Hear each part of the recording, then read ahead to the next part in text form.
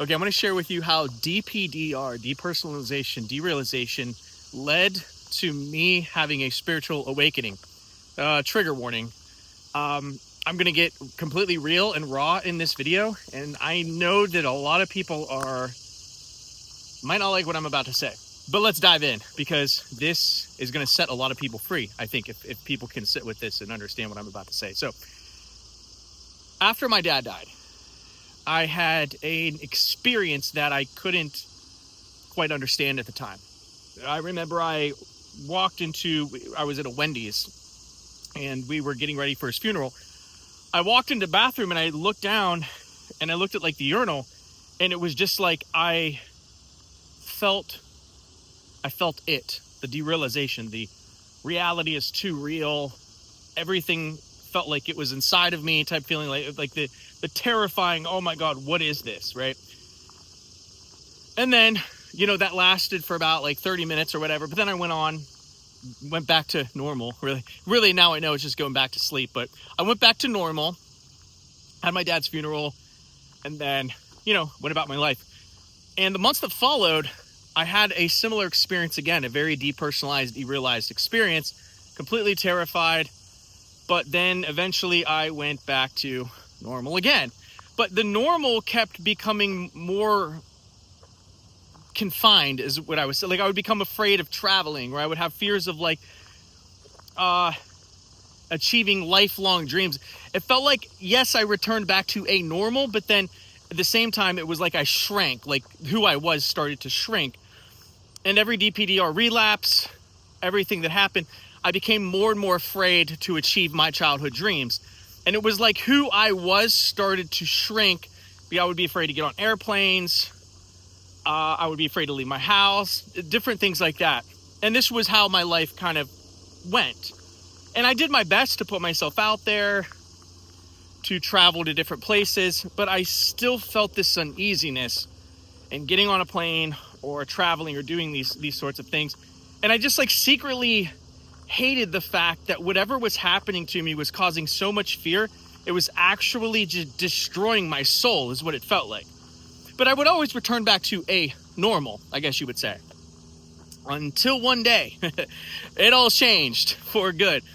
And this is after years of building my identity and being a successful crypto trader, which then that identity was destroyed because then, made a couple of bad moves, lost a lot of money. I never achieved my identity of being a quote unquote rock star. So it was like every single identity that my ego chased never worked out. So I got to a place where I was just like, wow, everything I think that I am is not true. Then who am I? What am I? Anyway, it was on a road trip that I was by myself, and I was terrified of road trips because I was just really left with my mind that I didn't trust. So on this road trip, something absolutely terrifying happened to me. What had happened to me was, okay, do you know how when you're in DPDR, you're just completely terrified and you don't know what you're terrified of? Well, I actually fell through that. I know why people are so terrified, because I'm speaking from the other side of, if you were in that DPDR state and then that thing that you're afraid of happens to you, that happened to me, essentially. I experienced what was called the mind bend, which my mind imploded in on itself. I could literally see my mind imploding in on itself. And it was the most terrifying thing. Time stood still. I was having horrific images flash in front, in my mind. Very, just horrific images. I don't even want to talk about them. And in this state, I'm thinking, well, I'm going insane. This is what insane feels like. I'm losing my mind. My worst fear is happening, and well, I'm crazy. And it happened. It was cosmic terror, primordial terror. That's how terrifying what had happened to me was. It was so terrifying. Now, I didn't know the context of what had happened to me. So and this was happening on a road trip. I can't even believe I was driving my car while this was happening. And I didn't pull off the road. I felt like I should have just I felt like I should have just started screaming and I don't know what's happening. Because that's what it felt like. I can't explain to you how terrifying and horrific it was. I lost my mind, essentially. I literally lost my mind.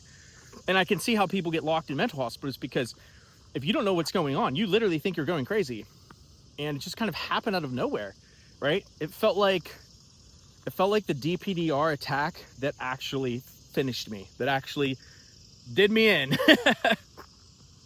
Why am I laughing now? Because the story gets really good. It doesn't stay there.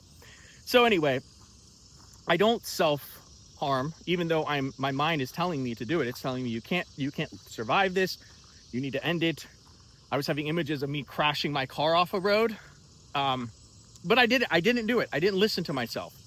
I was like, no, I don't know what this is, but I'm just going to be, I don't know. I trust that I'm going to be okay, essentially. Even though it was the most terrifying thing a human being can feel. Hell cannot be worse than what I experienced. And long story short, I told my friends I'm unstable and I don't think I'm mentally there. I think I went crazy or something. So maybe I should talk to a doctor, because I couldn't, just existing was painful. Like just existing was I couldn't do it in reality. Like I didn't even want to exist in reality. So I started taking tranquilizers, basically like, not tranquil, but sedatives basically to kind of just calm my nerves. And I was basically zombied out. I got an SSRIs. That didn't help. That made me actually feel worse, because then I couldn't sleep. So at least I could sleep before. So then I quit taking the SSRIs after like 2 weeks. All the pills didn't help, so I quit all the pills. And I was just essentially like a hollowed out ghost, essentially. And I didn't know who or what I was anymore.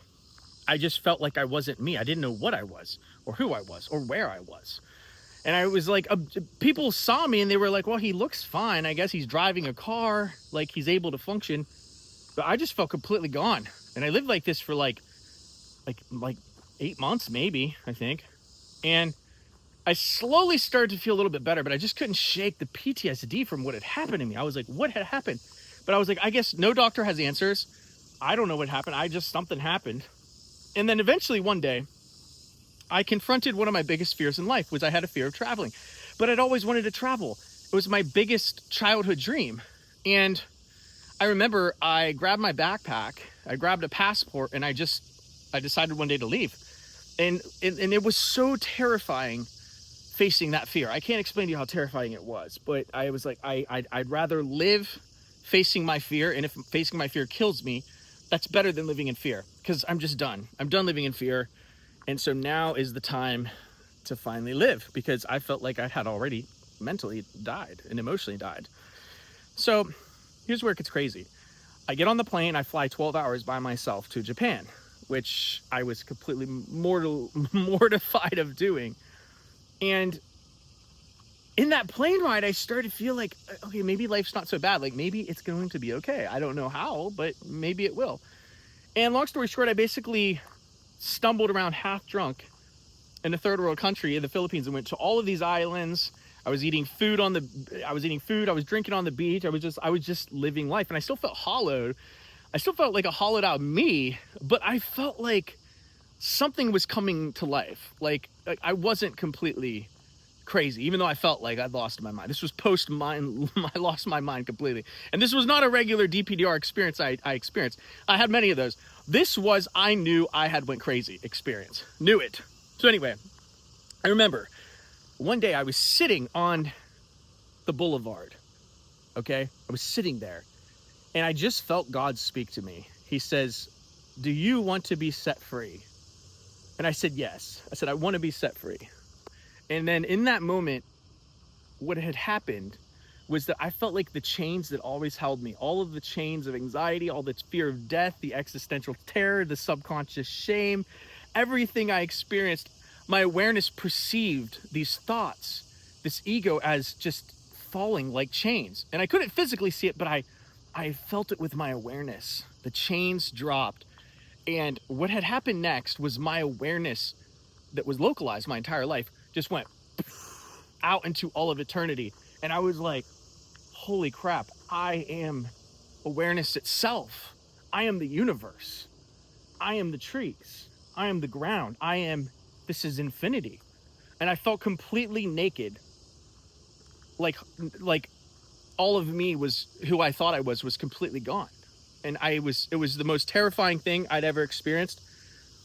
But it was so beautiful and so real. It was more real than anything I'd ever experienced as well. And I realized that what I was afraid of with the whole DPDR, really what I was seeing beyond the veil. I was seeing that I am infinite awareness. My awareness is everywhere in everything. And I am connected by God, and I'm made in his image. What does that mean? That means because God is formless being, right? You come from the same essence. You are awareness itself as he is too, as well. You're made in his image, right? If you have awareness, you are awareness. That's how that works. And it was what I was terrified. I was terrified of finding out who I really was. My ego was terrified, because then the ego can't survive when it realizes, when you wake up and realize that you're a part of God. The ego has to die. The ego desires control. And so that's why DPDR is so painful. That's why it's so terrifying, is because the ego, the false you, is terrified of losing control. But when the ego dies, when you have something terrifying like the mind bend, which when the mind folded in on itself, what I was perceiving was the ego was actually dying. And what was being born, what I was rediscovering, was baby soul, my true self, right? The soul, the part of you that you wish you could connect with, that is pure awareness as a child, right? Jesus said, you must become as a child to come unto me. What does he mean by that? You must let go of your ego mind, your false self, the flesh mind, as the Bible says. That's the part that you have to crucify. That's the part that you have to deny. Jesus didn't say to deny your sin. He said deny yourself. What does that mean? It means that everything you think you are is not real. You're living in an illusion. You're asleep, as the Bible says. Rise from your slumber, O sleeper, and Christ will shine on you. That's what you're terrified of, is finding out who you really are, which is awareness, right? The Christ consciousness. So after that happened, and I felt like my awareness just went out into infinity, I was terrified. I was terrified, but it was so beautiful. And then what happened next was, and I'm gonna have to write books about this because I feel like a video just doesn't do it justice. But what happened next was I was in heaven. I realized I was in heaven. Like, food tasted 1,000 times better. Like, I would take a shower and the water would flow through me and flow out of me. I would listen to music. Like, I love listening to like Skrillex, and I would listen to Skrillex, and it was like the waves were just synced, and the trees and all of reality was synced to the music I was listening to. And I wasn't just listening to it, the music was inside me. Like, I felt like I was a subwoofer, and it was just like I was just vibrating in ecstasy to the music, and everything was live. There's energy fields in the trees. God is everywhere, literally in the trees, in the blades of grass. God literally is everywhere.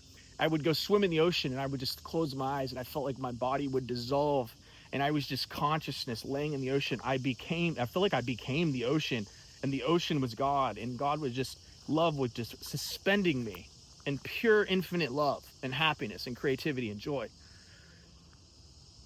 Yes, so basically what had happened was that my false self died. I did lose my mind, my false mind, but it's okay, you got two. You have a soul mind, and that came online. And now what I feel is I'm no longer afraid of anything. I don't fear death. My laughter comes from a place of deep happiness and richness. I'm just so happy to be alive. I'm so grateful. I'm so loved. I am love, right? God is love, and that flows through you, and you are love as well too. I cry. I never was able to feel emotions like I do now. Colors are more beautiful than anything I realized. I realize I'm in heaven. I always was. And so are you. And everyone else. People are just asleep inside heaven, dreaming and chasing of getting to the very thing that they are. And the only thing that's keeping you from it is your own mind. And when you have DPDR, you start to peek through the veil, and your ego gets terrified of it. And people are like, oh, I don't know what to do. I'm going to go back to sleep. And what they call recovering is just going back to sleep inside the illusion of the ego thought loop. And now I can sit and just close my eyes and just meditate. And I have no thoughts in my head that tell me this is dumb, this is meditation. I could just sit in peace for however long I want. I could just close my eyes and rest. And just, what is rest? I don't have thoughts in my head. I don't have it's like those thoughts that were telling me to stay distracted don't exist anymore. And what I experience is just peace. It's just God all the time. So anyway, I hope this helps you. Like I said, I'm gonna write all this in books because like I feel like it's just there's too much to it. I didn't do it justice in a 15-minute video, but I will talk to y'all later. If you like this video, like the video and maybe share it with a friend or something. Anyway, I'll talk to you later. Peace.